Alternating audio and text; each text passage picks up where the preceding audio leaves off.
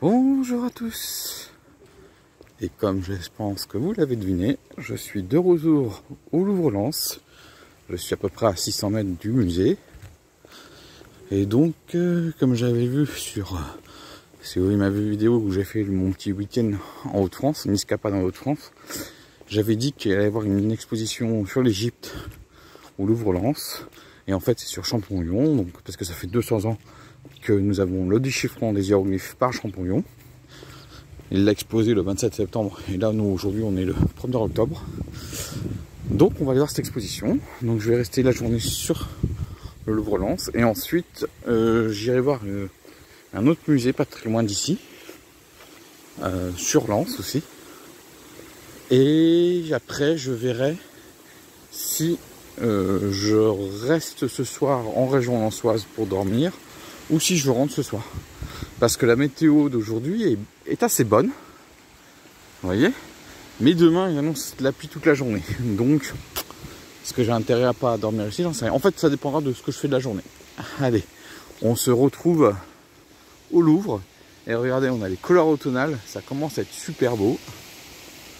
Voilà, j'espère qu'avec le contre-jour, vous verrez quelque chose. Regardez, on a même là les fruits. Voilà, super beau. Maintenant, on se dirige vers le musée. Regardez, c'est indiqué.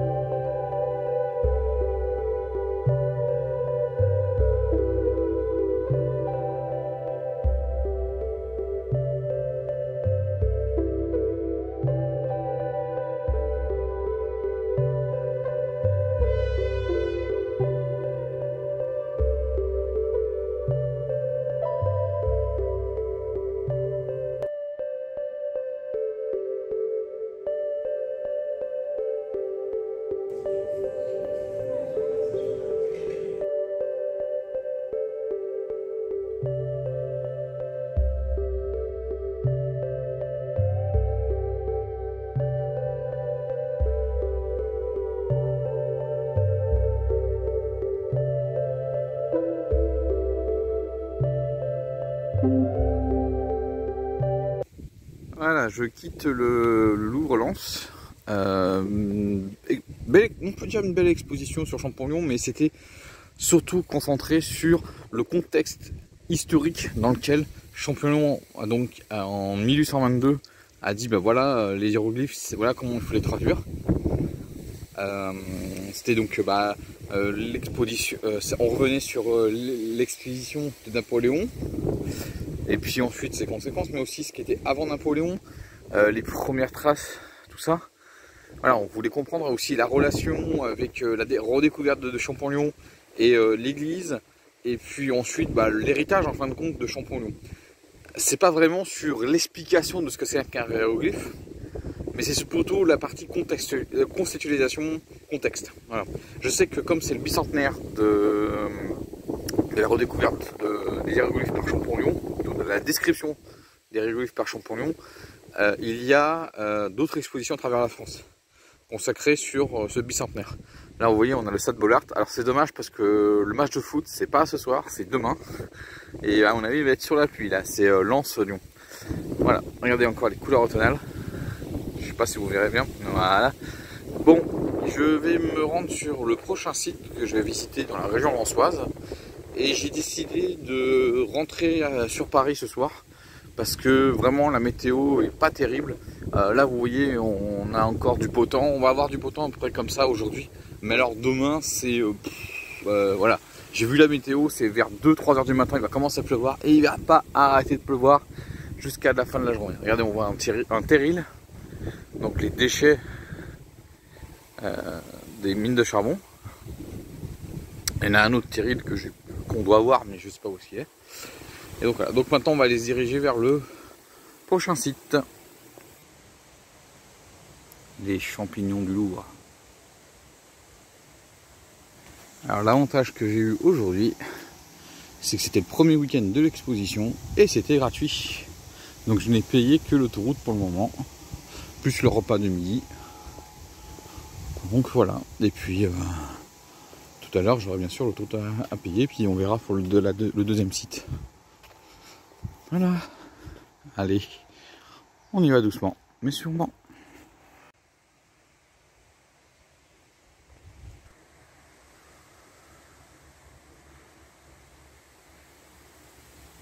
Voilà, donc là on a le stade Bollaert en fond, donc le Louvre c'est juste à côté, les deux terrils. Et là je suis sur le mémorial de Notre-Dame de Lorette, le musée donc enseignement Lens 14-18. Il y a un autre musée un peu plus haut, sur des entrains de tranchées. Donc on va le voir, oui, parce qu'au moment de la Première Guerre mondiale, on était sur la ligne de tranchée, la ligne de front. Et là-bas on a Vimy, qu'on ne voit pas parce que c'est derrière, les arbres. Et bon, on a l'autoroute à 26 là-bas. Et là on a l'air. Donc on va aller visiter ce musée qui est gratuit. Et après on ira voir plus haut l'autre musée et ensuite la nécropole et encore un autre endroit. Et après on va rentrer sur Paris.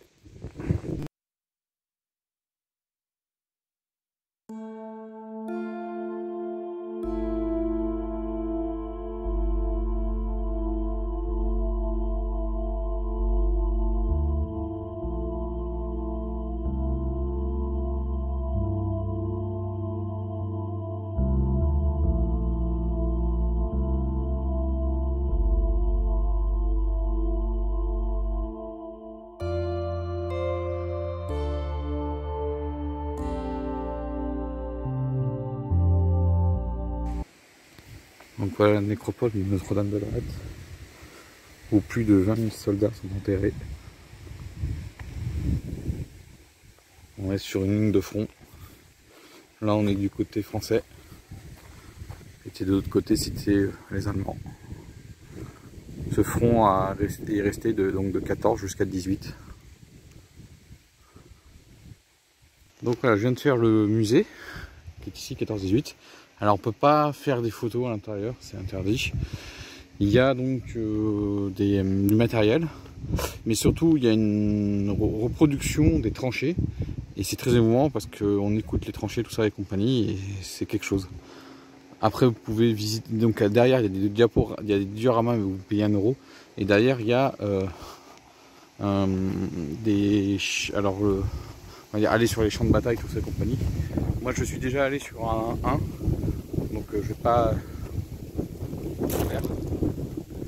Et là-bas vous avez donc le restaurant l'Estaminet. Voilà. Donc il y a eu plus de 100 000 morts français ici à Notre-Dame de Lorette. Il faut s'imaginer qu'à la place du cimetière ici, on est sur les tranchées. En dessous il y avait des tranchées ici. Il y a 104 ans. Voilà. Avant que tout ça se soit reconstruit, que Notre-Dame de Lorette, je crois que c'est ouvert en 1925.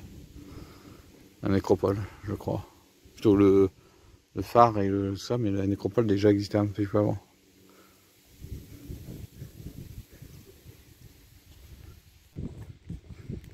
Voilà, je rentre dans le mémorial de Notre-Dame de Lorette, où il y a le nom de tous les combattants morts des deux côtés des lignes, donc côté allié et côté Trépalliance, qui sont morts sur le champ de bataille. Il y a plus de 500 000 noms. Donc c'est tous ceux qui sont morts dans le Nord-Pas-de-Calais.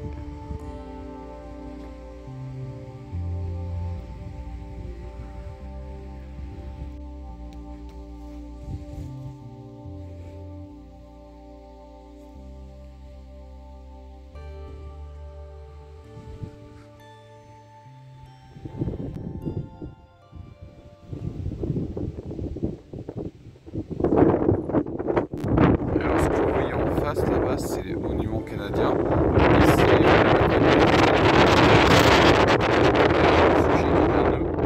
Entre les deux collines. C'est là la ligne de front en fait. C'est là qu'on se rend compte des difficultés.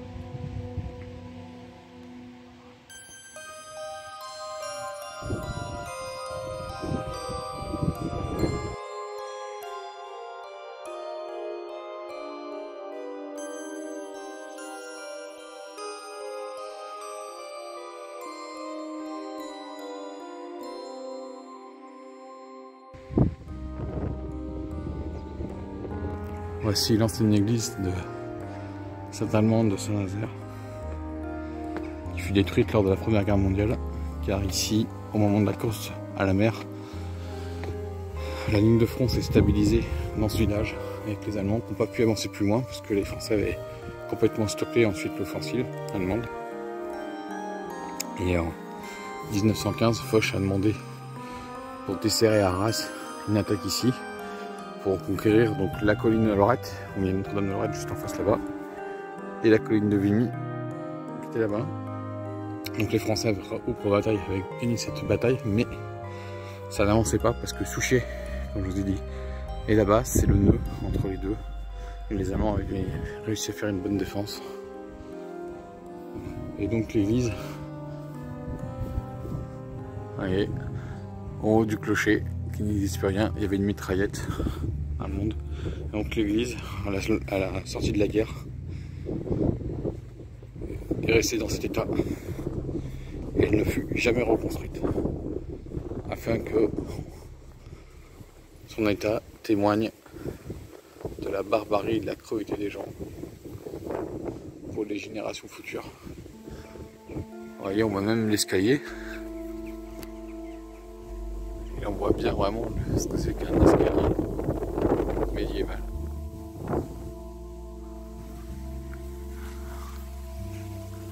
Aujourd'hui, l'histoire se répète à travers le monde. On ne sait pas ce que va devenir les prochains jours. On n'a pas envoyé le troisième. Mais on ne sait pas ce qui va se passer.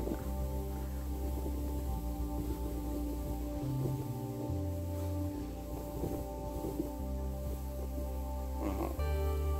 Je termine avec ici pour ma journée dans la région lensoise. Ce matin, belle visite de l'exposition sur Champollion au musée du Louvre, Lens, et cet après-midi, hommage autour de la Première Guerre mondiale. Vous voyez, le village après a été reconstruit, hein. Mais c'est un village qui a été reconstruit complètement, parce que le village a été complètement rayé de la carte, hein, en 15, 16, 17. Voilà. J'espère que cette journée vous a plu. Moi je vous dis ciao et à la prochaine.